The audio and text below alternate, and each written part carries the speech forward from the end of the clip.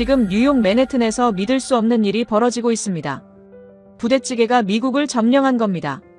한 식당 앞에 미국인들이 줄을 섰어요.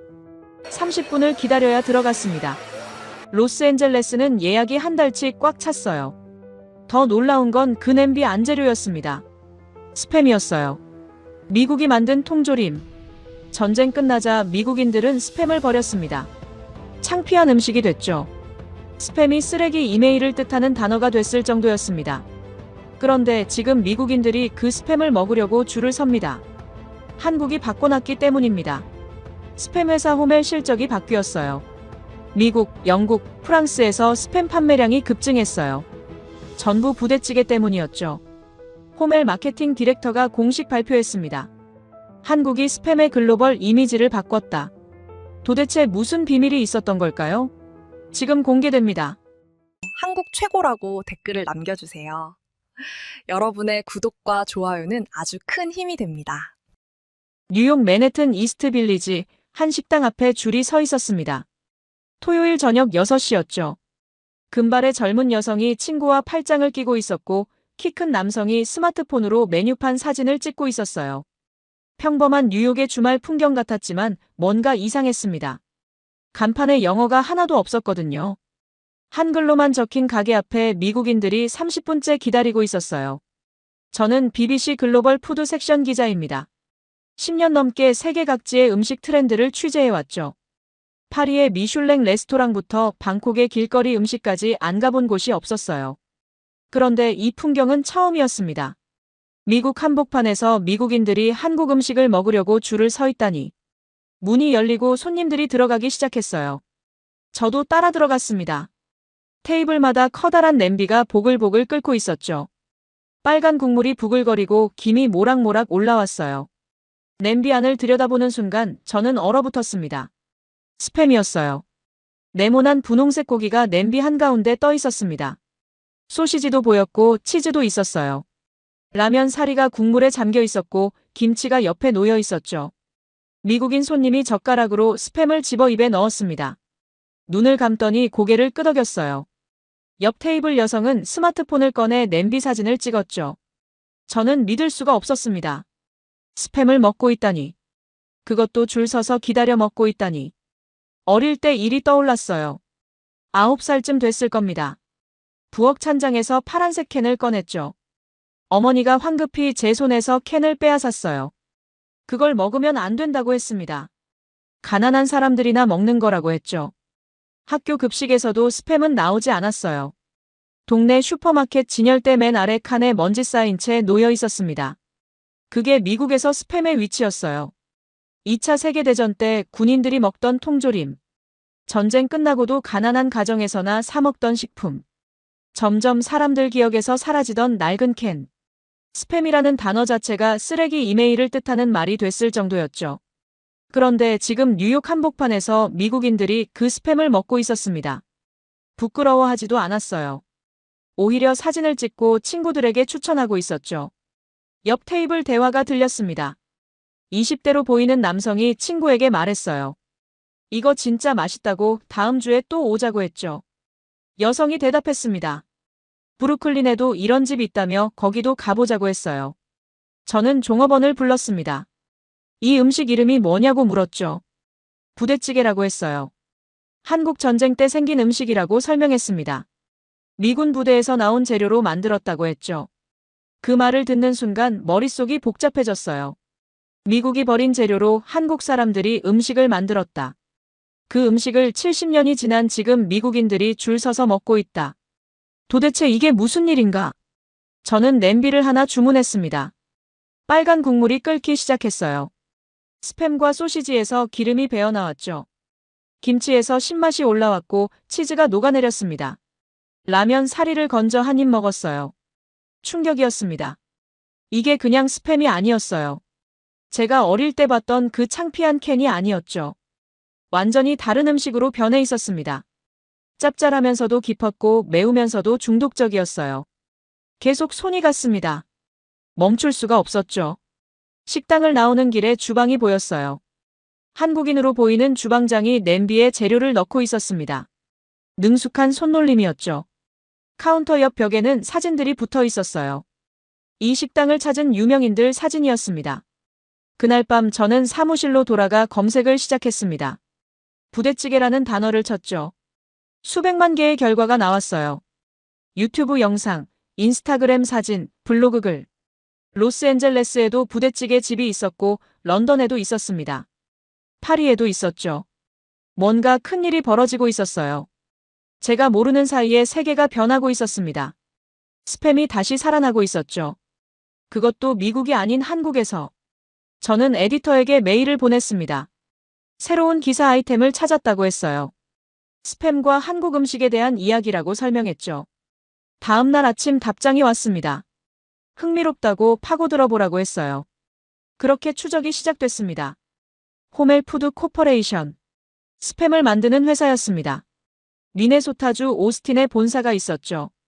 저는 그들의 최근 3년치 분기 실적 보고서를 모두 내려받았어요. 첫 번째 보고서를 열었습니다. 2021년 4분기 실적이었죠. 북미 지역 스팸 판매량이 눈에 들어왔어요. 전년 대비 3% 하락. 2022년 2분기도 마찬가지였습니다. 1% 감소. 미국 내 판매는 계속 줄어들고 있었죠. 그런데 이상한 게 있었습니다. 같은 보고서 뒷장에 글로벌 판매량이 나와 있었어요. 전년 대비 12% 증가. 다음 분기는 15% 증가였죠. 미국에서는 안 팔리는데 해외에서는 잘 팔리고 있었습니다. 저는 지역별 매출 비중을 확인했어요.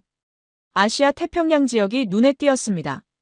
전체 스팸 매출의 40%를 차지하고 있었죠. 3년 전만 해도 28%였는데 급증한 겁니다. 그 중에서도 한국이 특이했어요. 일본이나 필리핀보다 판매량이 더 많았습니다. 1인당 스팸 소비량으로 따지면 한국이 세계 1위였죠. 미국인들보다 한국인들이 스팸을 더 많이 먹고 있었어요. 숫자들이 맞아떨어지기 시작했습니다.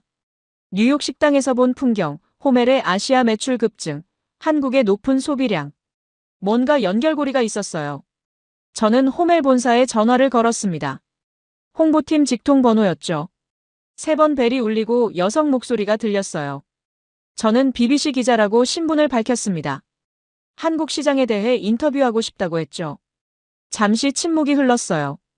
담당자가 다시 물었습니다. 무엇에 대한 기사냐고요? 부대찌개와 스팸의 관계라고 대답했죠. 상대방이 말했습니다. 죄송하지만 지금은 코멘트할 수 없다고. 필요하면 공식 보도자료를 보내주겠다고 했어요. 전화가 끊어졌습니다. 공식 보도자료. 그건 제가 원하는 게 아니었죠. 뭔가 숨기고 있다는 느낌이 들었어요. 저는 방향을 바꿨습니다. 소셜미디어를 뒤지기 시작했죠. 인스타그램에 스팸을 검색했어요. 수만 개의 게시물이 나왔습니다. 그중 상당수가 한글로 되어 있었죠. 해시태그를 따라갔습니다. 부대찌개, 부찌, 스팸 요리. 클릭할 때마다 새로운 사진들이 쏟아졌어요. 빨간 냄비, 끓는 국물, 행복한 얼굴들. 댓글도 수백 개씩 달려 있었죠. 유튜브로 넘어갔습니다. 부대찌개를 검색했어요. 첫 번째 영상이 눈에 들어왔죠. 조회수 300만 회. 미국인 셰프가 부대찌개를 만드는 영상이었습니다. 그는 스팸을 얇게 썰면서 말했어요. 이렇게 해야 더 맛있다고. 국물에 녹아들면 환상이라고 했죠. 두 번째 영상은 조회수 500만 회였습니다. 영국인 여성이 한국 식당에서 부대찌개를 먹는 모습이었어요. 첫 입을 먹고 눈을 크게 떴습니다. 믿을 수 없다는 표정이었죠. 이게 스팸 맞냐고 물었어요. 세 번째, 네 번째, 다섯 번째. 영상마다 조회수가 수십만 회에서 수백만 회였습니다. 프랑스인, 독일인, 캐나다인. 국적도 다양했죠. 하지만 반응은 똑같았어요. 놀라움, 감탄, 중독. 댓글 창을 열었습니다. 영어 댓글들이 쏟아졌어요. 한 댓글이 눈에 들어왔죠. 이거 먹으려고 로스앤젤레스에서 2시간 운전했다. 한국인들 천재 아니냐? 다른 댓글도 비슷했습니다. 시애틀에서 이 집 찾아다녔다. 토론토에 부대찌개 파는 곳 아는 사람. 런던에도 이런 식당 생겼으면 좋겠다. 사람들이 부대찌개를 찾아다니고 있었어요. 저는 검색어를 바꿨습니다. 부대찌개 레스토랑 뉴욕. 15개가 나왔어요. 부대찌개 레스토랑 로스앤젤레스. 22개. 부대찌개 레스토랑 런던. 8개. 전 세계에 퍼져 있었습니다. 리뷰를 읽기 시작했어요. 별점 대부분이 4.5 이상이었죠. 한 리뷰가 인상적이었습니다. 처음엔 의심했다고 했어요. 스팸을 왜 끓이나 싶었다고. 근데 먹어보니 완전히 다른 음식이었다고 했죠. 이제 한 달에 2번은 꼭 간다고 했습니다. 숫자들이 이야기를 하고 있었어요. 호멜의 아시아 매출 급증, 한국의 높은 소비량, 전 세계로 퍼지는 부대찌개, 레스토랑, 수백만 조회수의 영상들. 모든 게 한국으로 향하고 있었습니다. 저는 노트에 적기 시작했어요. 미국이 만든 스팸, 미국이 버린 스팸, 한국이 받은 스팸, 한국이 살린 스팸, 그리고 다시 세계로 퍼진 스팸. 뭔가 큰 이야기가 숨어 있었습니다. 단순히 음식 트렌드가 아니었어요. 이건 역전이었죠. 만든 나라가 잊은 걸 받은 나라가 되살렸다. 그것도 완전히 다른 방식으로. 저는 달력을 펼쳤습니다.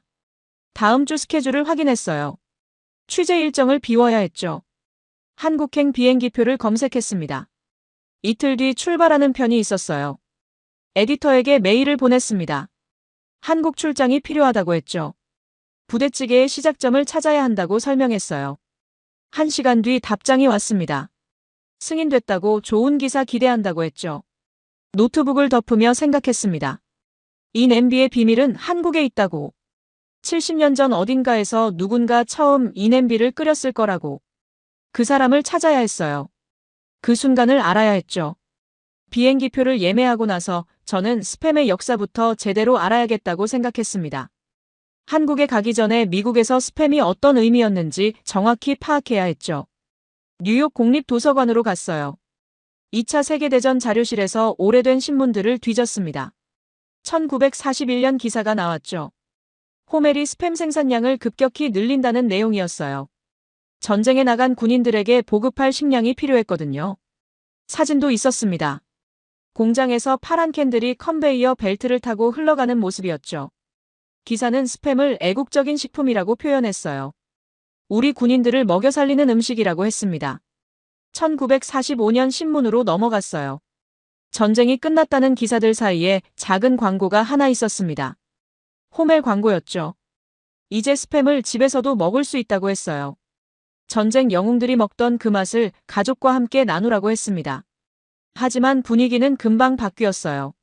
1950년대 들어서면서 미국 경제가 살아났죠. 사람들은 더 좋은 걸 먹고 싶어 했습니다. 신선한 고기, 스테이크, 로스트 치킨. 스팸은 점점 뒤로 밀렸어요. 1960년대 잡지 기사를 찾았습니다. 한 요리 칼럼니스트가 쓴 글이었어요. 스팸은 전쟁의 유물이라고 했죠. 이제는 새로운 시대라며 통조림 고기는 과거의 음식이라고 했습니다. 1970년대는 더 심했어요. 스팸을 먹는다고 하면 가난하다는 인식이 생겼죠. 슈퍼마켓 전단지를 봤습니다. 스팸이 할인 품목 맨 끝에 작게 적혀 있었어요. 가격도 가장 쌌죠. 한 사회학 논문을 발견했습니다. 1985년에 쓰인 글이었어요. 저소득층 식생활 패턴을 연구한 내용이었죠. 통계가 나와 있었습니다. 연소득 2만 달러 이하 가정의 63%가 스팸을 구매한다고 했어요. 반면 5만 달러 이상 가정은 7%만 구매했죠. 숫자가 명확했습니다. 스팸은 가난의 상징이 됐어요.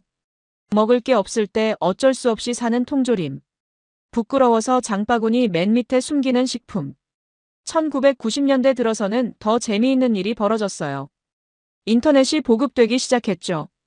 이메일을 쓰는 사람들이 늘어났습니다. 그리고 원치 않는 광고 메일들이 쏟아지기 시작했어요. 사람들은 그 메일들을 뭐라고 불렀을까요? 스팸이었습니다. 아무도 원하지 않는 것, 쓸모없는 것, 쓰레기. 그게 스팸이라는 단어의 새로운 의미가 됐죠. 저는 컴퓨터 용어 사전을 찾아봤어요. 스팸의 정의가 나와 있었습니다. 대량으로 무차별 발송되는 쓰레기 메일. 어원은 호멜의 통조림 고기 브랜드에서 유래했다고 적혀 있었죠. 아이러니했습니다. 한때 애국의 상징이었던 스팸이 이제는 쓰레기의 대명사가 됐어요. 미국인들은 스팸을 잊고 싶어 했죠. 아니, 이미 잊었는지도 몰랐어요. 도서관을 나오면서 생각했습니다. 미국이 스팸을 버린 이유를 알겠더라고요. 전쟁의 기억, 가난의 상징, 낡은 과거. 누가 그런 걸 먹고 싶겠어요. 그런데 한 가지 이상한 사실이 있었습니다. 호텔 로비로 돌아와 노트북을 열었어요. 한국 포털 사이트에 접속했죠. 한글을 못 읽어서 번역기를 돌렸습니다. 스팸 선물 세트라는 검색어를 쳤어요. 화면이 사진들로 가득 찼습니다. 고급스러운 상자에 담긴 스팸 캔들이었죠. 리본이 달려 있었고 포장도 화려했어요. 가격을 봤습니다. 5만원, 7만원, 10만원. 미국 돈으로 40달러에서 80달러였어요. 스팸캔 8개에 80달러라니. 미국 슈퍼마켓에서는 한 캔에 3달러도 안 하는데 말이죠. 리뷰를 읽었습니다. 번역기가 돌아갔어요. 추석 선물로 최고예요. 시부모님께 드렸더니 좋아하셨어요. 명절 때마다 이거 삽니다. 고급스럽고 실용적이에요. 놀라웠습니다. 미국에서 잊힌 캔이 한국에선 명절 선물이 됐어요.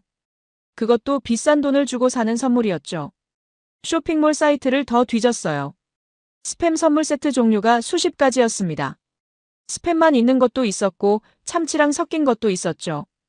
올리브유랑 세트로 된 것도 있었어요. 하나같이 포장이 화려했습니다. 한 제품 설명을 읽었어요. 프리미엄 스팸 선물 세트. 소중한 분께 마음을 전하세요. 믿을 수 있는 브랜드, 특별한 선물. 만든 나라에서조차 잊혔는데 받은 나라에서 이렇게 대접받고 있다니. 두 나라의 간격이 느껴졌습니다. 같은 캔인데 운명이 정반대였어요. 미국에선 과거로 사라졌지만 한국에선 현재 진행형이었죠. 미국에선 아무도 찾지 않았지만 한국에선 명절마다 선물했어요. 왜 이렇게 됐을까? 70년 전 한국에서 무슨 일이 있었길래 똑같은 캔이 이렇게 다른 의미를 가지게 된 걸까? 한국 사람들은 스팸에서 뭘 본 걸까? 그리고 더 중요한 질문이 떠올랐습니다. 한국은 어떻게 스팸을 이렇게 바꿔놨을까? 단순히 많이 먹는 게 아니었어요. 완전히 다르게 만들었죠. 미국인들조차 몰랐던 스팸의 가능성을 한국인들이 발견한 겁니다. 부대찌개가 그 답을 갖고 있을 거라고 직감했습니다. 그 냄비 안에 비밀이 있을 거예요. 미국이 알아보지 못한 가치를 한국이 어떻게 찾아냈는지, 그리고 그걸 어떻게 세계로 다시 보냈는지 짐을 싸며 생각했어요. 만든 나라가 놓친 것, 받은 나라가 발견한 것, 그리고 다시 세계로 돌아간 것. 이 역전의 시작점을 찾아야 했죠. 한국행 비행기는 이틀 뒤였습니다. 인천공항행 비행기표를 예매하고 나서 이틀이 남았습니다. 저는 그 시간 동안 부대찌개가 해외에서 어떻게 퍼졌는지 더 파고들었어요. 영상을 검색했습니다. 첫 번째로 앤서니 보딘이라는 이름이 눈에 들어왔어요. 앤서니 보딘. 미국의 전설적인 셰프였죠. 미슐랭 레스토랑 출신의 베스트셀러 작가였어요. 그가 진행하는 음식 프로그램은 전 세계 수백만 명이 봤습니다. 까다롭기로 유명했죠. 웬만한 음식은 눈길도 안 줬어요. 그런 그가 부대찌개를 먹는 영상이었습니다. 앤더슨 쿠퍼라는 유명 방송인과 함께였어요. 냄비가 끓고 있었죠. 보딘이 젓가락으로 라면을 집었습니다. 한 입 먹더니 눈을 감았어요. 입을 열었습니다. 어머니의 손맛을 느낄 수 있는 전형적인 맛이라고 했죠. 그의 목소리에 진심이 느껴졌어요. 립서비스가 아니었습니다. 앤더슨 쿠퍼가 물었어요. 뭐가 그렇게 특별하냐고. 보딘이 대답했습니다. 이건 단순한 음식이 아니라고 했죠. 생존과 창의성이 만난 결과물이라고 했어요. 가난한 상황에서 나온 천재성이라고 표현했습니다. 댓글이 수천 개 달려 있었죠. 보딘 말이 맞다. 나도 먹어봤는데 중독성 장난 아니다. 한국 음식 중에 이게 제일 좋다. 뉴욕에서 이거 먹을 수 있는 곳 아는 사람. 다음 영상은 울프 슈레더라는 미국인이었어요. 대한 미국인이라는 별명으로 유명한 사람이었죠. 한국에서 오래 살다가 미국으로 돌아간 사람이었습니다. 그가 올린 글을 찾았어요. 미국 출장 다녀온 뒤 부대찌개 집에 간 사진이었습니다. 냄비 앞에서 환하게 웃고 있었어요. 이걸 먹어야 고향에 온 것 같다고 적혀 있었죠. 미국인인데 한국 음식이 고향의 맛이라니. 댓글에도 공감하는 사람들이 많았습니다. 나도 그렇다. 부찌 생각나면 한국행 티켓 끊는다. 이거 없으면 못 산다. 더 놀라운 사진을 발견했습니다. 독일 남성 사진이었어요. 허벅지를 카메라에 보여주고 있었죠. 타투가 새겨져 있었습니다. 한글이었어요. 확대해서 봤습니다. 부대찌개 레시피였어요. 재료 목록이 순서대로 적혀 있었죠. 스팸, 소시지, 김치, 라면, 고추장, 마늘. 만드는 방법까지 적혀 있었습니다. 서울에서 부대찌개를 먹고 충격을 받았다고 했어요. 독일로 돌아가서도 계속 생각났다고 했죠. 결국 타투샵에 갔다고 합니다. 레시피를 몸에 새기면 절대 잊지 않을 거라고 생각했대요. 댓글들이 재미있었어요. 미쳤다. 천재다. 진정한 부찌 사랑이다. 영상을 계속 봤습니다.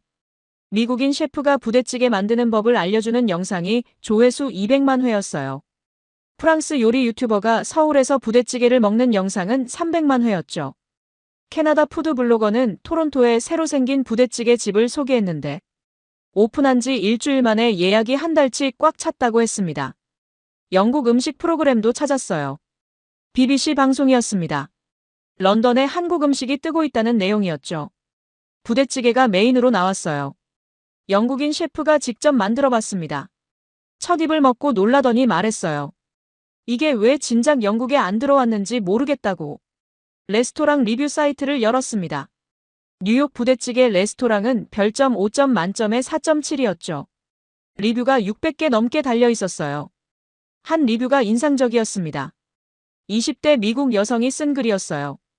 처음엔 스팸 보고 놀랐다고 했습니다. 할머니 집에서나 봤던 캔인데 레스토랑에서 나온다니 의아했대요. 근데 먹어보니 완전히 다른 음식이었다고 했죠. 이제 한 달에 3번은 온다고 했습니다. 다른 리뷰도 비슷했어요. 친구들이랑 왔다가 전부 중독됐다. 딸이 자꾸 가자고 조른다. 20년 만에 스팸을 먹어봤는데 이런 맛인 줄 몰랐다. 로스앤젤레스, 시애틀, 시카고, 보스턴. 미국 주요 도시마다 부대찌개 집이 있었고 반응은 전부 똑같았습니다. 인터넷에 올라온 사진들을 봤어요. 백인, 흑인, 히스패닉, 아시안. 인종도 다양했습니다. 나이도 다양했죠. 10대부터 60대까지. 한 가지 공통점이 있었습니다. 전부 행복한 표정이었어요. 냄비 앞에서 웃고 있었죠. 젓가락을 들고 김이 모락모락 올라오는 냄비를 찍고 있었습니다. 영상마다 패턴이 보였어요. 처음엔 의심하다가 한 입 먹고 놀라고 결국 중독되는 과정. 특히 스팸에 대한 반응이 재미있었습니다. 이게 그 스팸 맞냐고 물어보는 사람들이 많았죠. 완전히 다른 맛이라고 했어요. 미국 음식 잡지 기사도 찾았습니다. 2023년에 쓰인 글이었어요. 제목이 인상적이었죠. 스팸이 힙해졌다. 기사를 읽었습니다. 젊은 세대 사이에서 스팸이 재평가받고 있다는 내용이었어요. 특히 한국 음식 붐이 큰 영향을 줬다고 했죠. 부대찌개 덕분에 스팸이 쿨한 재료가 됐다고 했습니다. 브루클린의 한 레스토랑 셰프 인터뷰가 실려 있었어요. 이제 스팸을 메뉴에 올리는 게 부끄럽지 않다고 했습니다. 오히려 트렌디하다고 했죠. 손님들이 좋아한다고 했어요. 노트북을 덮으며 깨달았습니다. 이건 단순한 음식 유행이 아니었어요. 스팸의 부활이었죠. 미국이 잊은 캔이 한국을 거쳐 다시 미국으로 돌아온 겁니다. 그것도 완전히 다른 모습으로요. 앤서니 보딘, 울프 슈레더, 독일 남성, 수백만 조회수, 전 세계 레스토랑. 모두 한국의 부대찌개를 이야기하고 있었어요. 스팸의 역사를 다시 쓴 건 한국이었습니다. 인천공항에 내렸습니다. 2월 말이었지만 서울은 여전히 쌀쌀했어요. 택시를 타고 의정부로 향했죠. 운전기사에게 부대찌개 거리로 가달라고 했습니다. 기사가 웃으며 말했어요. 외국인이 부대찌개 먹으러 왔냐고 물었죠. 그렇다고 대답했습니다. 1시간쯤 달렸을까요? 택시가 좁은 골목으로 들어갔어요. 양쪽으로 식당 간판들이 보이기 시작했습니다. 전부 부대찌개였죠. 원조 부대찌개, 할머니 부대찌개, 의정부 부대찌개. 20개가 넘는 식당이 한거리에 모여 있었어요. 택시에서 내렸습니다.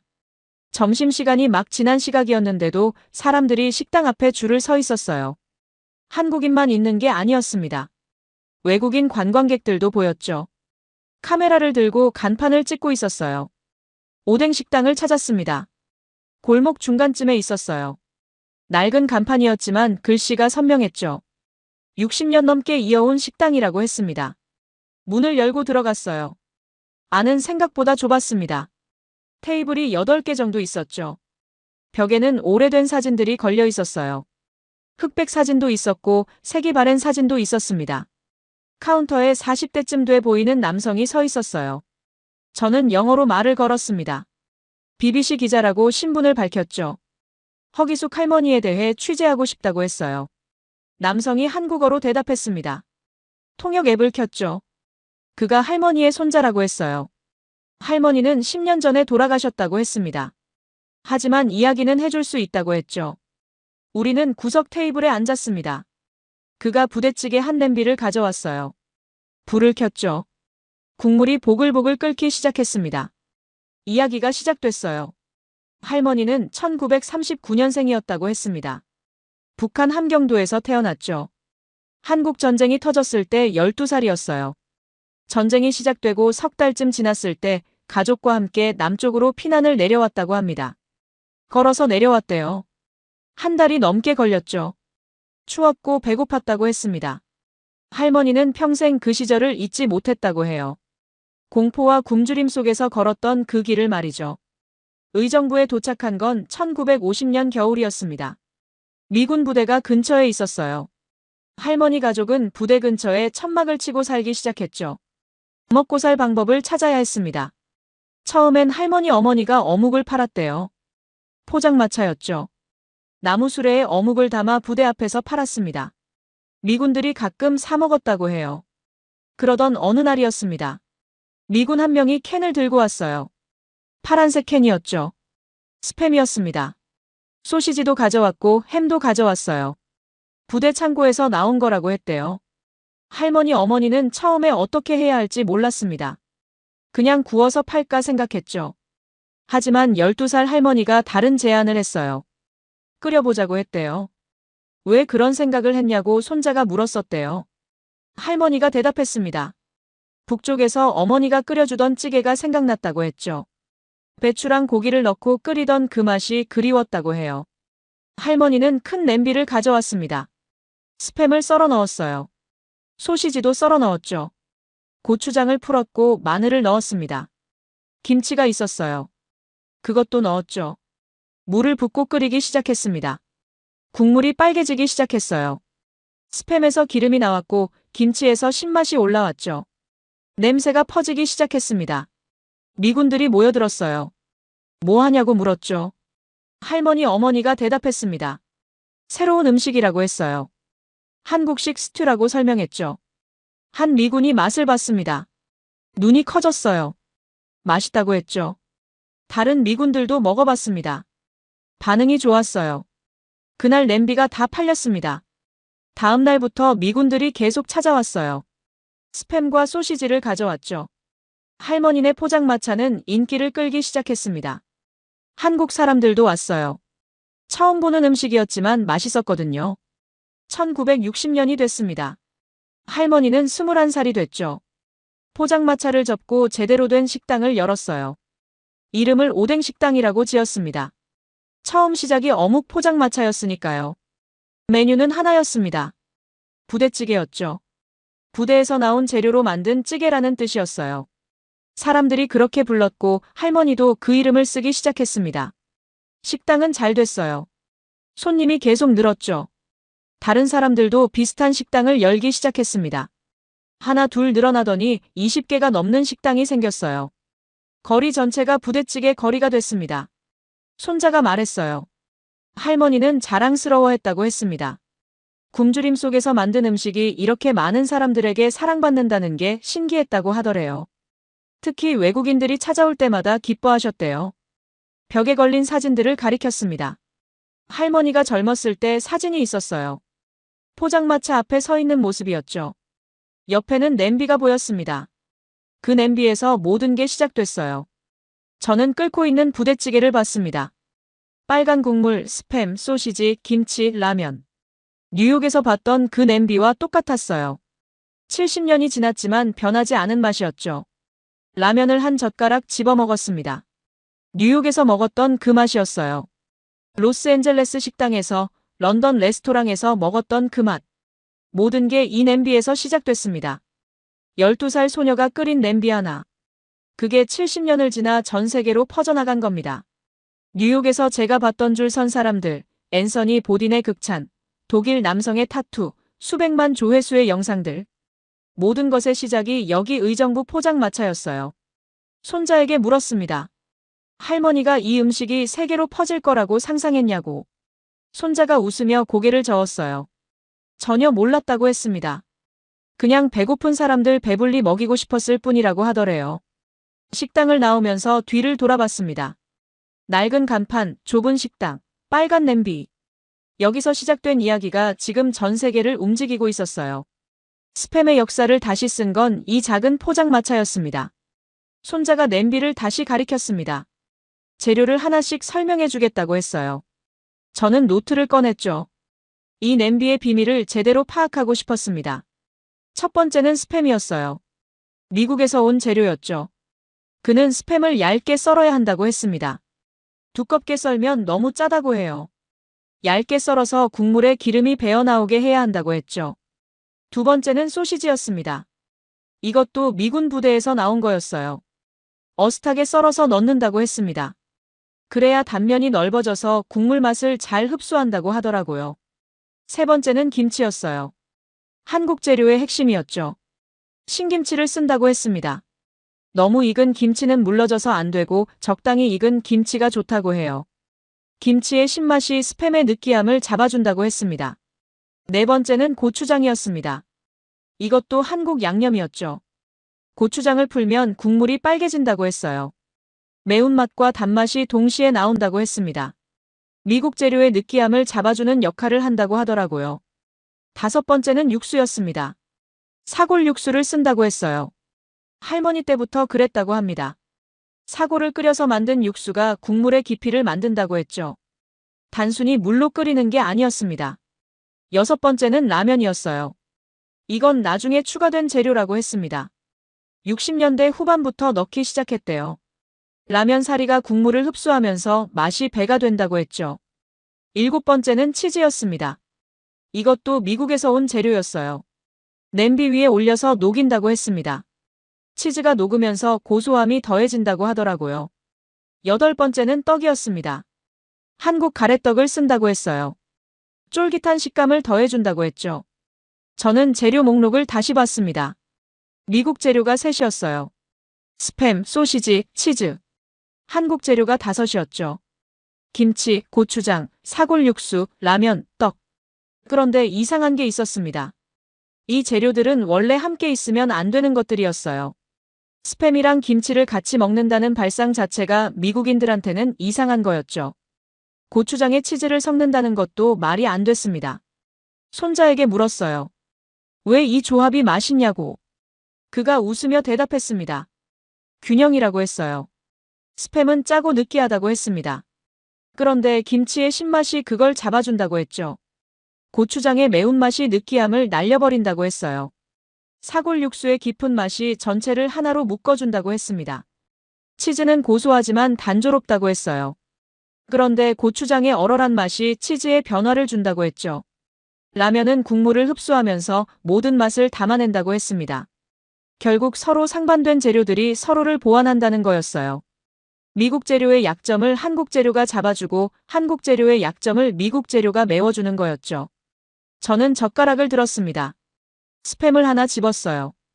입에 넣었죠. 짠맛이 먼저 왔습니다. 그 다음 김치를 한 조각 먹었어요. 신맛이 입안을 씻어냈습니다. 그리고 국물을 한 숟갈 떠먹었어요. 매콤하고 깊은 맛이 입안에 퍼졌죠. 라면을 건졌습니다. 빨간 국물이 면에 잔뜩 묻어 있었어요. 한 입 먹었죠.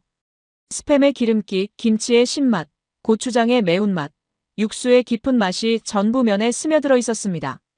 이게 한 입에 들어왔어요. 쌀밥을 한 숟갈 떴습니다. 건더기를 듬뿍 올렸어요. 스팸, 소시지, 김치, 떡. 국물을 살짝 끼얹었죠. 한 입 먹었습니다. 이해가 됐어요. 뉴욕에서 미국인들이 왜 줄을 섰는지, 앤서니 보딘이 왜 어머니 손맛이라고 했는지, 독일 남성이 왜 허벅지에 레시피를 새겼는지, 전 세계 사람들이 왜 이 음식에 미쳤는지. 이건 단순히 재료를 섞은 게 아니었습니다. 서로 어울릴 것 같지 않은 것들을 완벽하게 조화시킨 거였어요. 미국이 버린 재료에 한국의 양념과 육수를 만났을 때 완전히 새로운 음식이 탄생한 겁니다. 손자가 말했습니다. 할머니가 자주 하던 말씀이 있다고 했어요. 없는 게 많으면 있는 걸로 새로운 걸 만들어야 한다고 하셨대요. 그게 살아남는 방법이라고 했다고 합니다. 12살 소녀는 배가 고팠어요. 가족을 먹여 살려야 했죠. 미군이 준 스팸과 소시지가 있었고 집에 김치와 고추장이 있었습니다. 어울리지 않는 재료들이었어요. 하지만 굶을 수는 없었죠. 그래서 냄비에 전부 넣었습니다. 끓였어요. 그렇게 기적이 일어났죠. 미국이 만든 것과 한국이 만든 것이 하나의 냄비 안에서 만났고 완전히 새로운 맛이 탄생했습니다. 저는 또 한 입 먹었어요. 치즈가 녹아 국물에 섞였습니다. 고추장의 매운맛과 치즈의 고소함이 입안에서 섞였죠. 이상하게 어울렸어요. 어울릴 리 없는 조합인데 완벽했습니다. 냄비를 바라봤습니다. 여기 답이 있었어요. 왜 스팸이 한국에서 다시 살아났는지, 왜 미국인들이 이제 스팸을 다시 찾는지, 왜 전 세계에 부대찌개 레스토랑이 생기는지. 한국이 스팸을 그냥 먹지 않았기 때문입니다. 새롭게 만들었어요. 김치와 고추장으로 느끼함을 잡았고 사골 육수로 깊이를 더했죠. 미국이 알아보지 못한 스팸의 가능성을 한국이 발견한 겁니다. 그리고 그 가능성은 냄비 하나에서 증명됐어요. 동양과 서양이 한 냄비 안에서 만났고 전쟁의 고통이 맛으로 승화됐죠. 가난이 창의성이 됐고 생존이 예술이 됐습니다. 마지막 한 숟갈을 떠먹었어요. 국물이 거의 다 줄어들었습니다. 진하고 깊은 맛이었죠. 뉴욕에서 처음 이 냄비를 봤을 때의 의문이 풀렸습니다. 미국이 만들고 버린 것, 한국이 받고 살린 것, 그리고 다시 세계로 돌아간 것. 그 모든 이야기가 이 냄비 안에 들어 있었어요. 의정부에서 돌아온 다음 날 이메일을 확인했습니다. 호멜 홍보팀에서 온 메일이 있었어요. 제목은 인터뷰 요청 재검토였죠.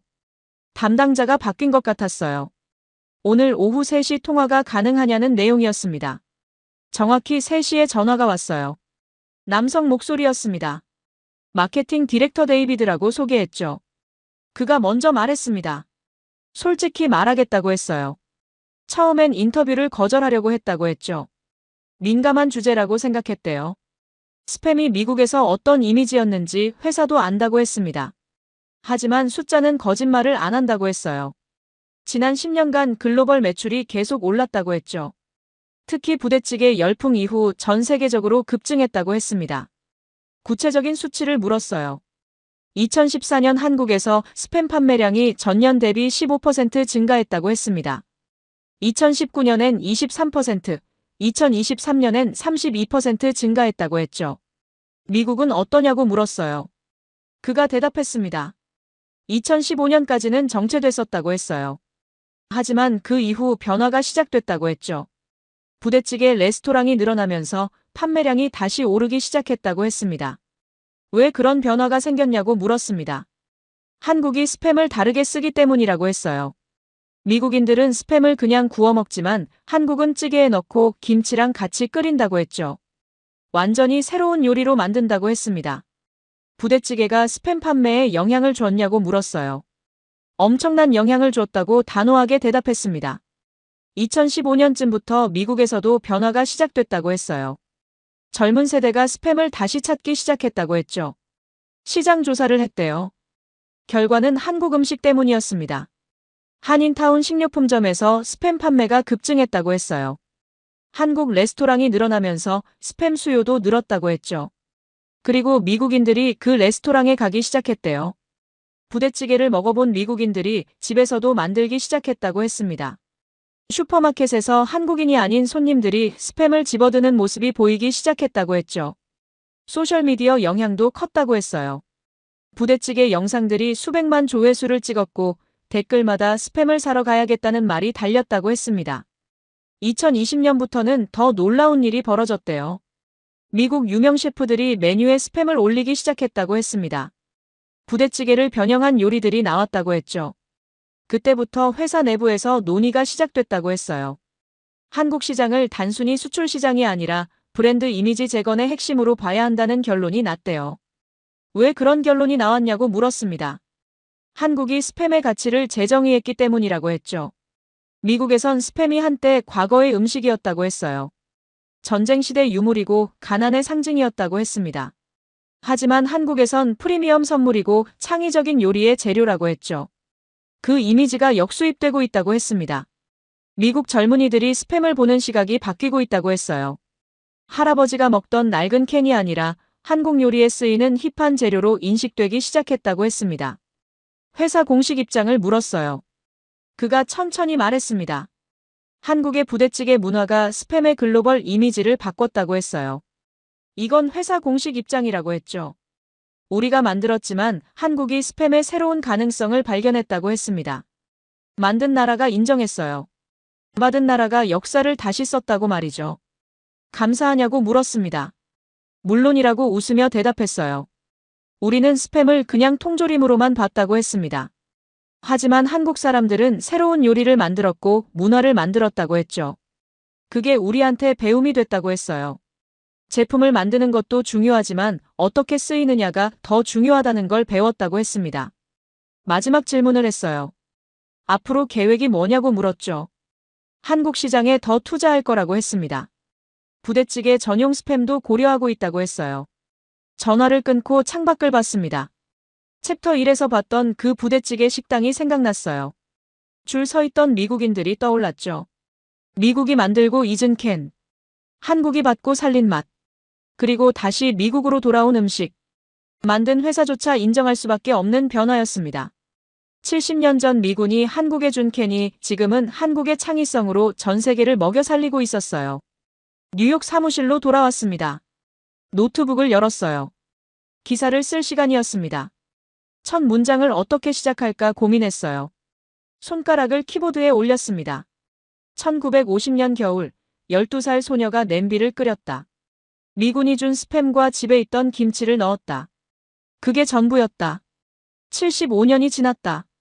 그 냄비는 이제 뉴욕 맨해튼에서 끓고 있다.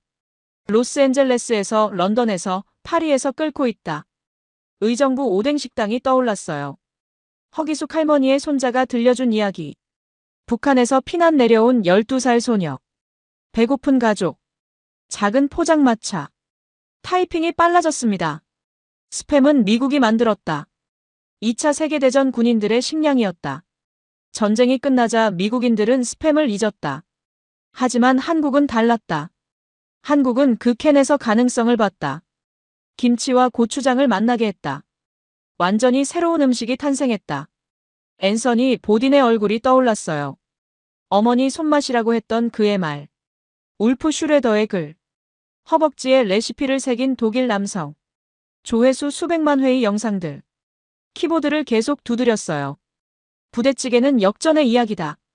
만든 나라가 버린 것을 받은 나라가 살렸다. 호멜 푸드 마케팅 디렉터는 인정했다. 한국이 스팸의 가치를 재정의했다고. 미국 젊은이들이 이제 스팸을 다시 본다고. 숫자도 적었습니다.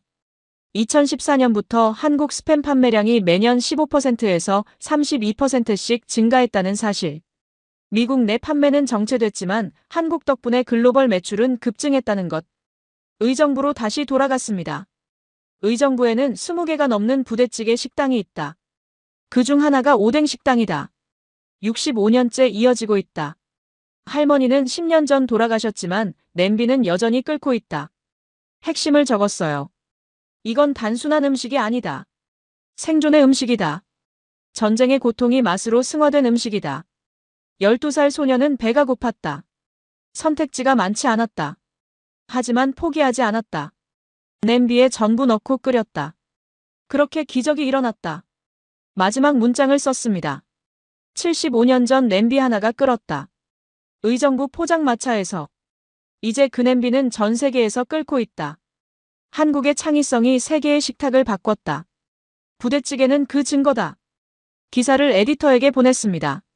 다음 날 좋은 기사라고 답이 왔어요. BBC 메인 페이지에 올리겠다고 했죠. 이틀 뒤 기사가 나갔습니다. 제목은 한국의 컴포트 푸드는 어떻게 세계화되었나였어요. 반응이 폭발했습니다. 댓글이 수천 개 달렸어요. 런던에서 어디서 먹을 수 있냐는 질문이 쏟아졌죠. 맨체스터 독자는 당장 한국 식당을 찾아보겠다고 했습니다. 파리 독자는 이미 3번 먹어봤다며 중독됐다고 했어요. 다음 날 뉴욕 식당 사장에게서 연락이 왔습니다. 손님이 2배로 늘었다고 했어요. 기사를 보고 찾아온 사람들이 줄을 섰다고 했죠. 예약이 2주일치 꽉 찼다고 했습니다. 로스앤젤레스 식당에서도 메일이 왔어요. 똑같은 상황이라고 했습니다.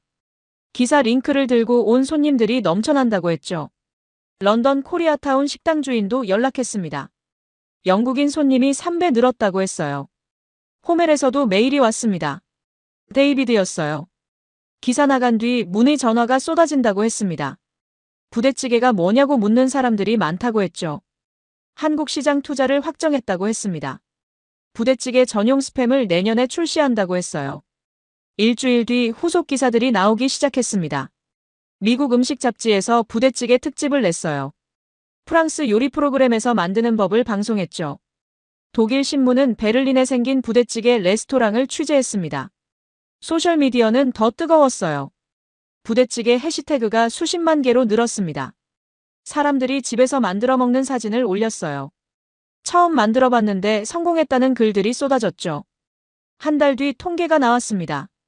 영국에서 스팸 판매량이 전월 대비 40% 증가했어요. 프랑스는 35%, 독일은 28% 올랐습니다. 전부 부대찌개 때문이라고 했죠. 창밖을 봤습니다. 저 어딘가에서 지금도 부대찌개가 끓고 있을 겁니다. 뉴욕에서, 로스앤젤레스에서, 런던에서, 파리에서 사람들이 줄을 서고 있을 거예요. 그 냄비를 먹기 위해. 부대찌개는 음식 그 이상입니다. 한국인의 저력이에요. 어려운 상황에서도 포기하지 않고 새로운 것을 만들어내는 힘. 버려진 것에서 가치를 찾아내는 능력. 그게 한 냄비에 다 들어있습니다. 1950년 겨울 의정부. 12살 소녀가 처음 냄비를 끓인 그날. 그날이 스팸 역사를 바꾼 날이었어요. 세계 음식 지도를 바꾼 날이었죠. 이제 세계는 알고 있습니다. 한국의 부대찌개를. 만든 나라가 버린 것을 받은 나라가 어떻게 살렸는지를. 그리고 그 맛은 계속 퍼져나갈 겁니다. 오늘도 내일도 앞으로도.